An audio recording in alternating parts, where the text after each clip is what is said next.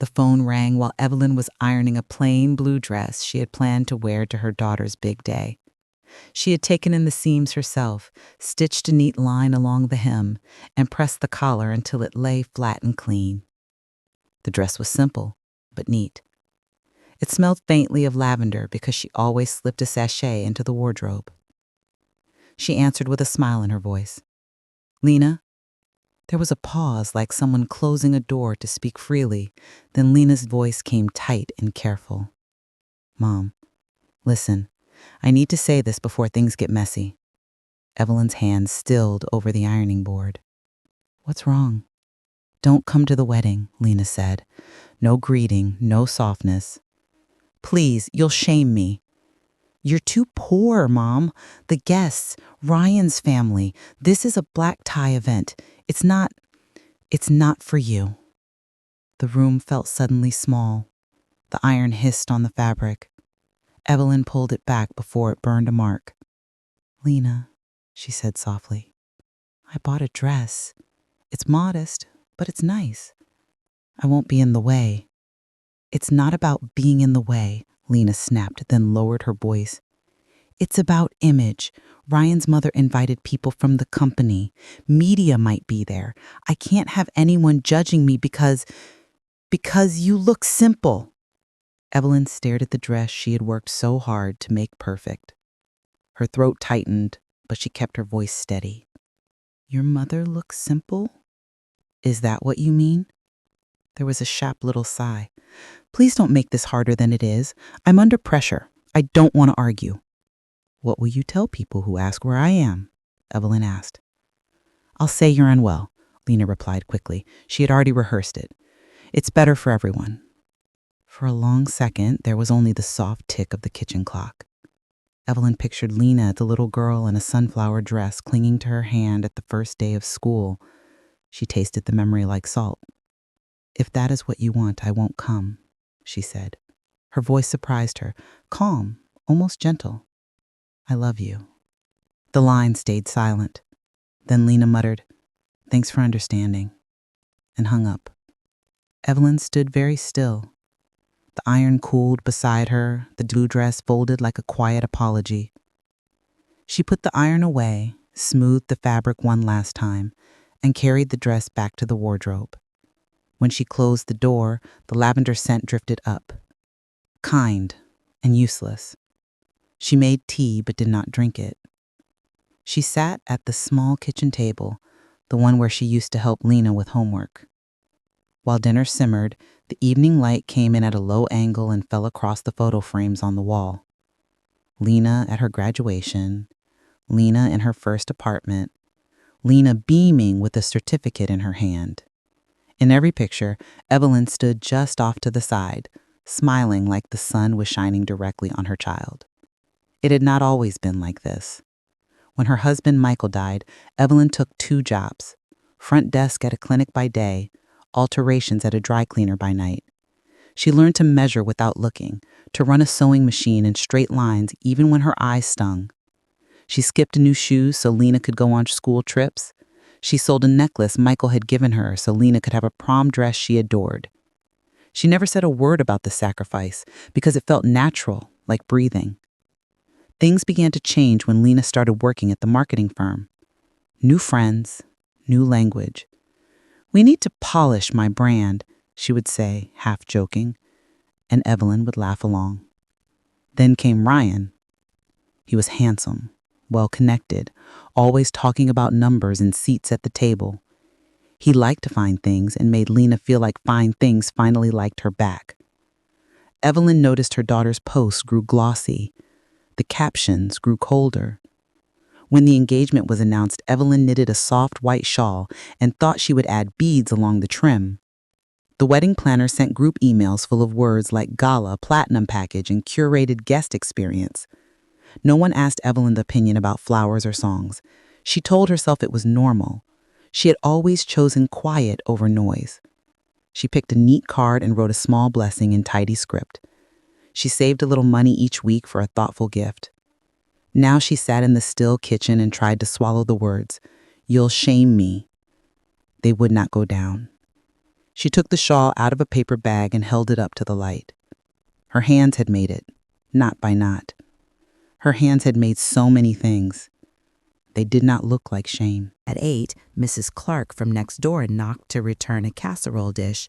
She took one look at Evelyn's face and set the dish down gently. "You've had news," she said, not asking. "Just wedding talk," Evelyn answered. She tried to smile. "Young people and their plans." "Plans come and go," Mrs. Clark said. "Mothers stay." She squeezed Evelyn's arm and left it at that. When the house was quiet again, Evelyn opened the drawer under the phone and took out a small tin box. The lid stuck at one corner. She lifted it carefully.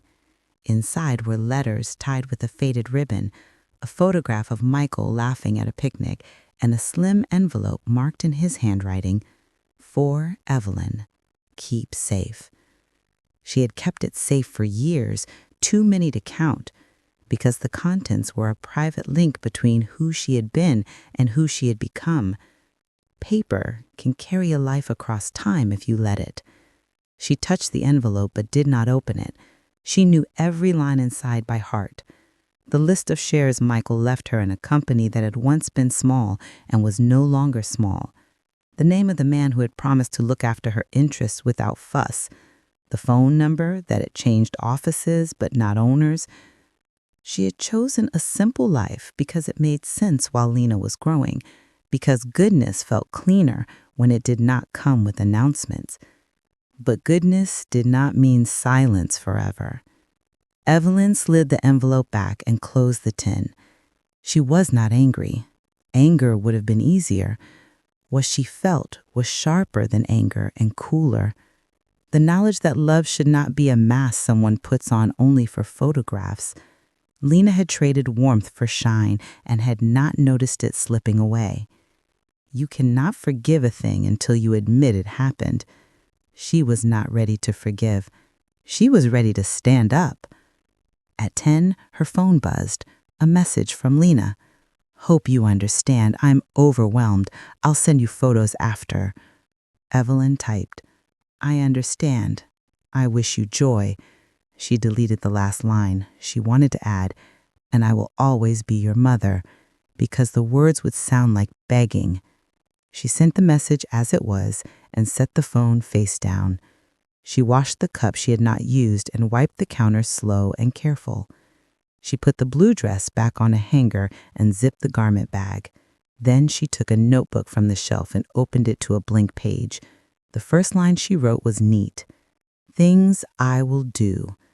She paused, listened to the neighbor's television through the wall, and wrote a second line. "No arguing, no shouting, no scenes." She underlined it once. The third line she wrote without thinking, a name and a number she had not dialed in a very long time. She rested her finger on the page, then closed the notebook. She would not act out of pain. She would act out of love for the girl who had forgotten herself, and for the woman who had carried that girl up every hill.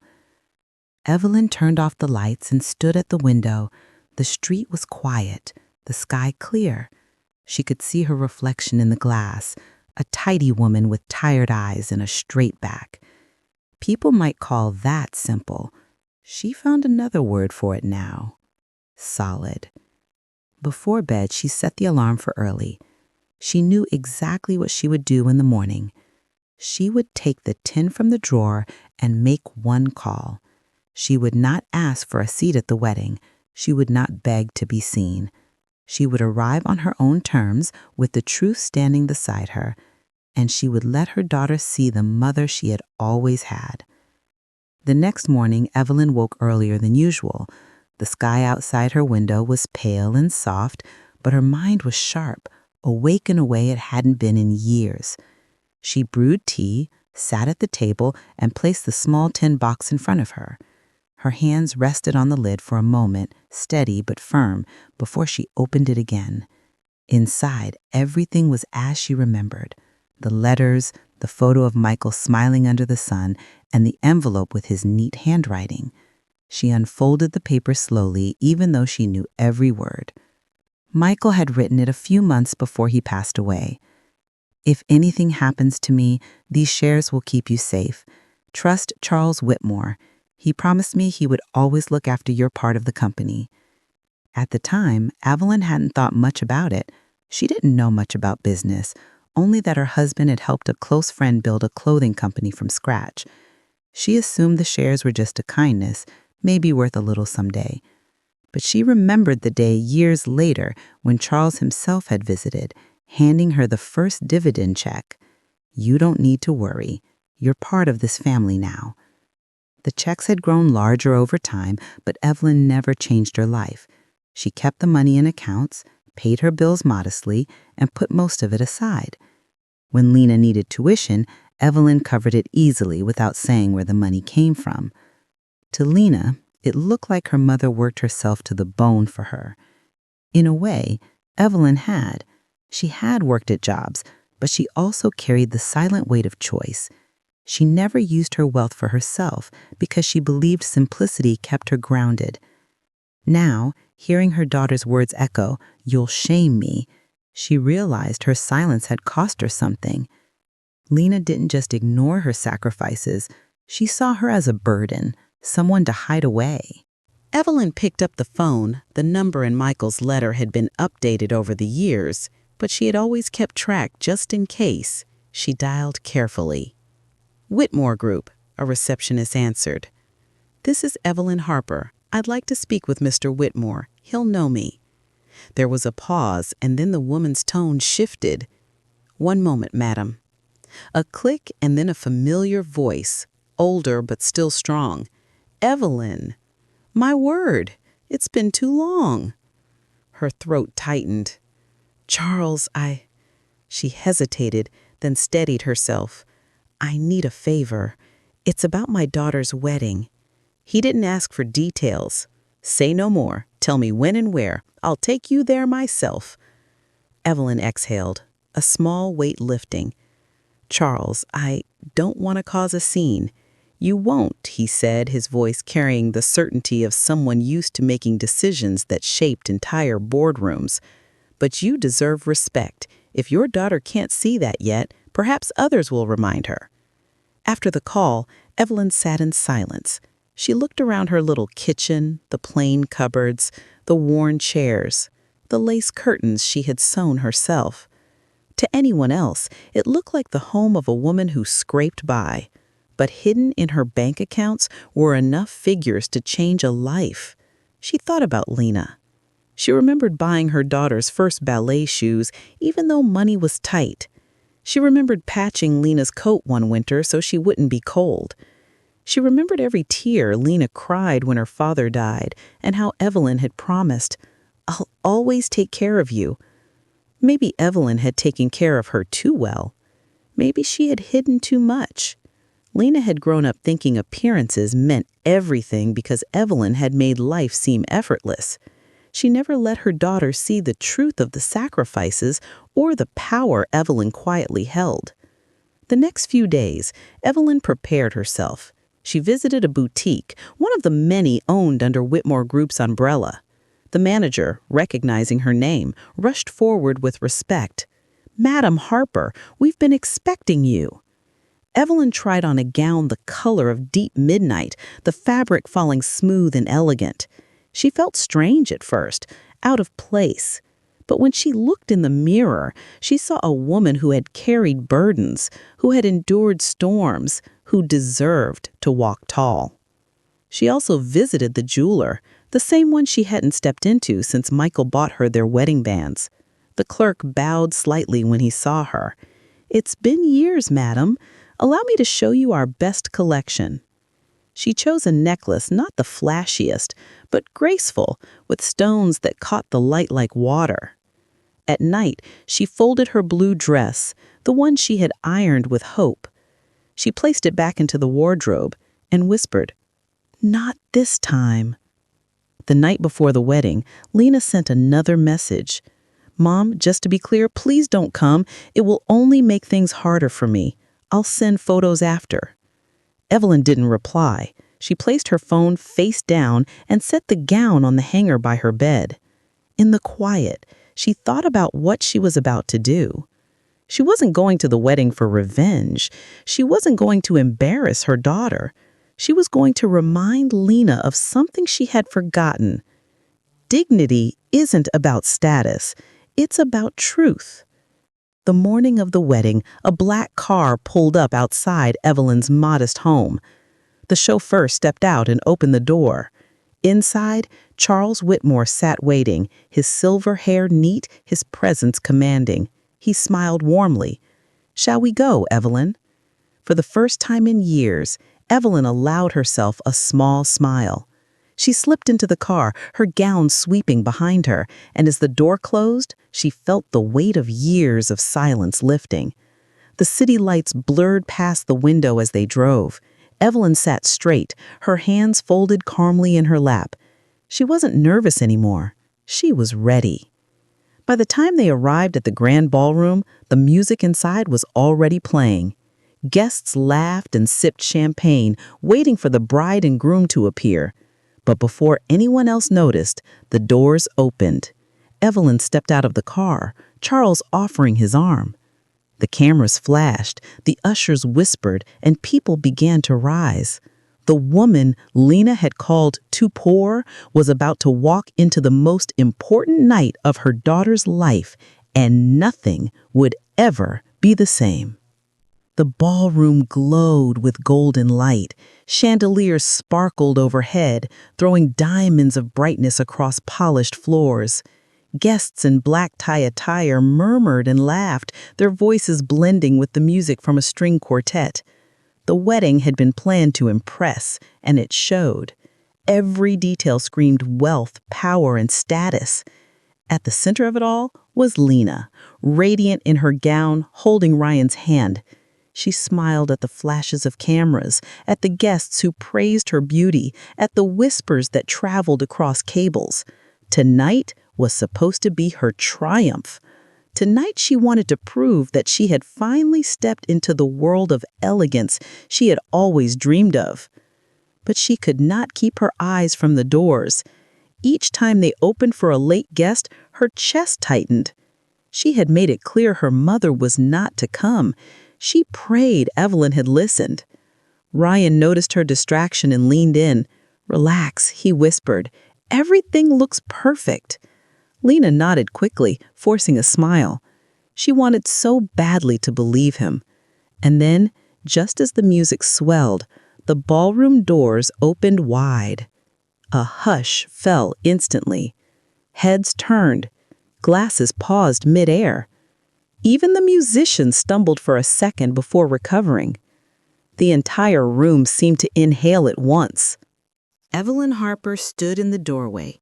She wore a gown of midnight blue, the fabric shimmering under the chandelier light.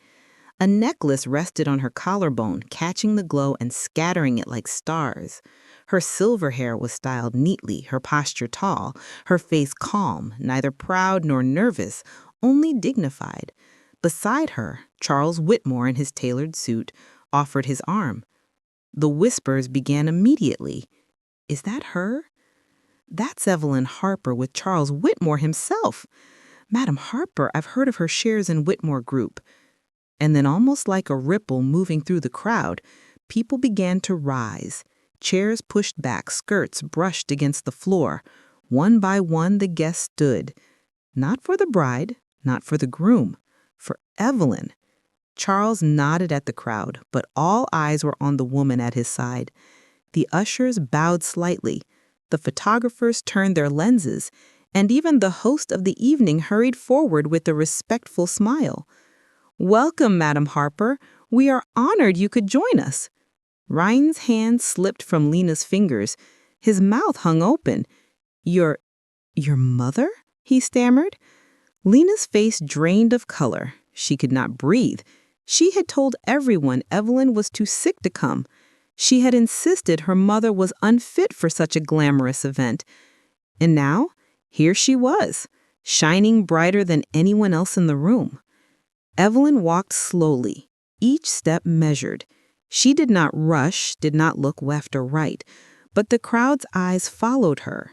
She was not trying to steal attention. She simply carried herself like someone who belonged, and the room responded to that truth. As she passed, guests whispered, "Greetings." "Good evening, Madam Whitmore. It's an honor, Madam Harper. Wonderful to finally meet you." The titles rolled like a wave, wrapping around Lena until her ears burned. Finally, Evelyn reached the front. She stopped, looked at her daughter, and for a moment neither spoke. Evelyn's eyes were steady, filled not with anger, but with something sharper. Disappointment, strength, and love all tangled together. Lena's lips trembled. "Mom?" she whispered, too soft for anyone else to hear. The ceremony continued, but the air had changed. Guests who once fawned over Lena now turned their attention to Evelyn. Even Ryan's parents, who had looked down on Evelyn before, leaned forward with sudden interest. They whispered to each other, clearly shaken by this unexpected revelation. The photographers who had been told to focus on the bride and the groom kept turning their cameras toward Evelyn. Each flash captured her calm smile, her graceful presence, her quiet power. For Lena, the night that was supposed to prove her worth became something else entirely. Every cheer, every clap, every respectful greeting was for her mother. Evelyn had not raised her voice, had not declared her wealth, had not needed to. The truth spoke for itself. When the ceremony ended, Evelyn did not rush to leave. She mingled politely, speaking with old friends from the company who approached her with warm smiles. "It's been too long," one said. "Your late husband would be proud." Lena stood frozen, clutching her bouquet tighter and tighter until her knuckles turned white. She wanted to scream, to demand answers, to ask why her mother had hidden this secret. But she could not in front of everyone, not while all eyes were on Evelyn.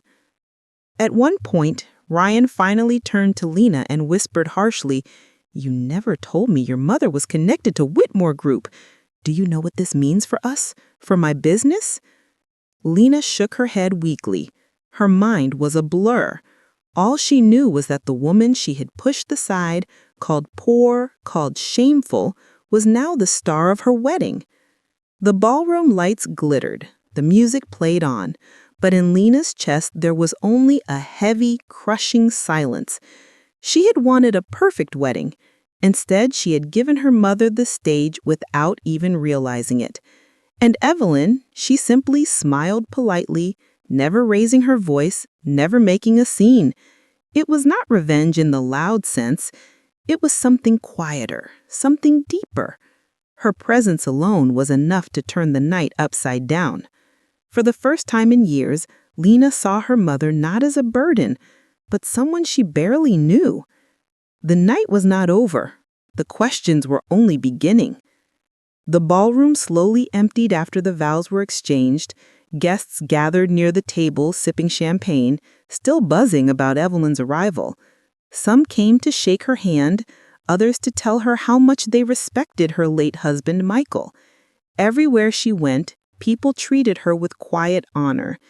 Lena, meanwhile, sat stiff at the head table, her bouquet laid forgotten. Her cheeks burned each time she heard her mother's name whispered with awe. This was supposed to be her night, the night she finally proved she belonged in the world of the wealthy and powerful. But now the spotlight had shifted. Ryan leaned close, his tone sharp but hushed. "Do you know what this could have meant for us? For my business?" Lena blinked, stunned by his words.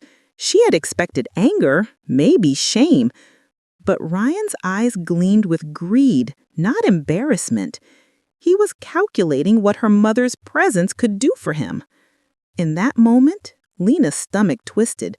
She stood, clutching her gown, and made her way across the room toward Evelyn.